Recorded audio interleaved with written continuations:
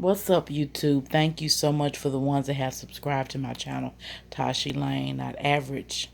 Um, I am going to give you just a little bit of information about myself, a little bit of my background, and kind of get you to feel me out and see what I'm about.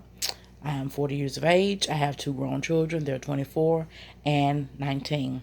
I have one grandson, KJ, who I affectionately call Poo Poo, who is one. He'll be two on November the 3rd.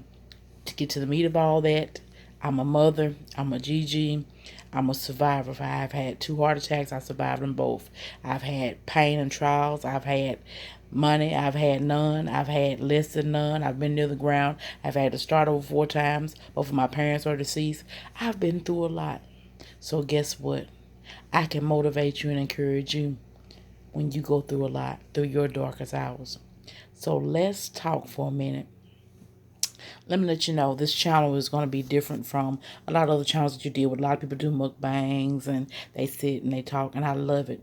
I especially love to see Miss K Baby Kendra do her thing. There are a lot of people that have wonderful slots on here and do things like that.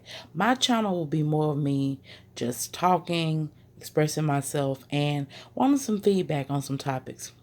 And sometimes I'll give you skits. Sometimes I'll just give you the live option where we can go back and forth live. Hopefully I'm able to get the subscribers that I need and the support that I need. But God willing, I will be able to do so. So let's talk. It is 12:58 in the morning, and yes, I am wide awake because some reason late over the midnight hour, that's when my mind begins to work and ideas and thoughts come to me. And so I have to get used to talking and recording and putting myself out there for everyone to be, looking at me. But I think it's something that will gradually come because one of my passions is I love to talk. I love to tell my story. I love to teach. I love to motivate. I love to encourage. I love to empower. And I love to just be transparent and tell it like it is. Let me give you a warning right now. There will be no sugarcoating on this channel. I am real deal, Holyfield. I am raw. And it's just the way it is. Moving past all that. Tonight, a younger cousin and I were talking. And she said something. She said, you know what? You need to discuss this topic. And I was like, you know what? I'm going to write it down because I do need to discuss this topic. And she said something very powerful. And what she said was, because I did write it down, she said, stop putting yourself in relationships ain't nobody invited you to. And she said, yes, I said ain't. Because I want them to feel and understand I mean what I'm saying. Why do we? First of all, I have to rewind. And this is my first video as far as just speaking to you and recording. So kind of go easy on me. Let's rewind. The first thing she and I were talking about is how women, some of us, we understand it's 2018 and times have changed. But some of us, the very first night, we give the cookie up.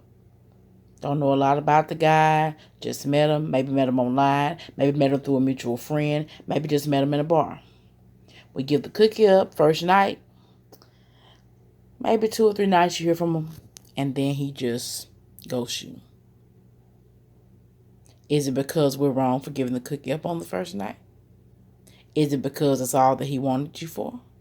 Is it because that's a turnoff? All three of those things I just said all could be possibilities of why this guy ghosts you after the first date. You give him some.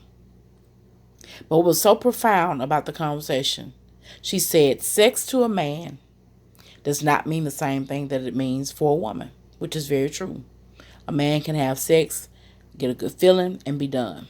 A woman, we give our soul, we give our hearts, we give our minds until we're turning into savages. And then we have the men or the male mentality of hit it and quit it.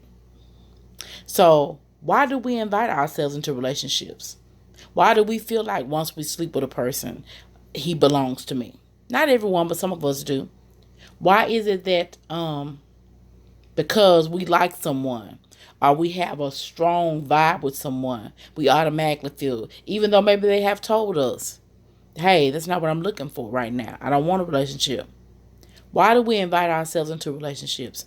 And when she said invite yourself into relationships, I can think about how we as women, not all but some, And understand, when I say we, or I say women or men, I'm not talking about, we got to use some common sense here. Come on. You know, I'm not talking about every woman in the world, every man in the world. But why is it that a lot of times when we, the female gender, do certain things or have certain involvements with men, we feel like we're in a relationship? You know, he hasn't officially said it, he hasn't officially asked, but you feel as if because you've maybe washed some dishes or cleaned the apartment for him a couple times, or maybe provided him with a few meals, or maybe you've babysitted the kids even. Now you feel like, hey, you know, he sees me for more than just a friend. This is a relationship. Why do some females perceive things to be that way? Why is it? And one key thing you have to learn is there are no amount of deeds, meals, or kind acts that you can do to make someone who is not ready to become involved with you. You cannot push a relationship. You cannot make one occur. You cannot force it to happen because you're such a good person and you're going to be such the best stepmommy in the world, and they're going to be able to see all this stuff through you. It doesn't work that way. It doesn't. And I think the mistake that women make is, and this is going to be an ouch, but hey, I'm on here. You're open to the public. You know, you're going to have trolls. You're going to have people that keep it real. You're going to have great opinions. You're going to have some that suck. It is what it is. But we're talking about real life issues here. Women, a lot of the time, the main problem is all of those things I just named, the going over to the apartment and cleaning, the providing the meals, the babysitting, the doing some laundry. You're giving men that are not your husbands husband privileges. So what happens is you ain't nothing but a one night stand or his hit and quit it, and you treating him like he's your king. Y'all have vows, a ring, a commitment. Stop it. Never put anyone in a position or a place in your life where they don't want to put you in theirs. And that's the end of this video. And I think that's enough said. Thank you for subscribing. If you haven't told anyone, pass the word along. Tashi Lane, not average. And meaning not average, I am not your average Christian. I tell it like it is, though. Thank you. Have a great night. And let me get some feedback on this. Why do we go into relationships that we're not invited to? Why? Good question.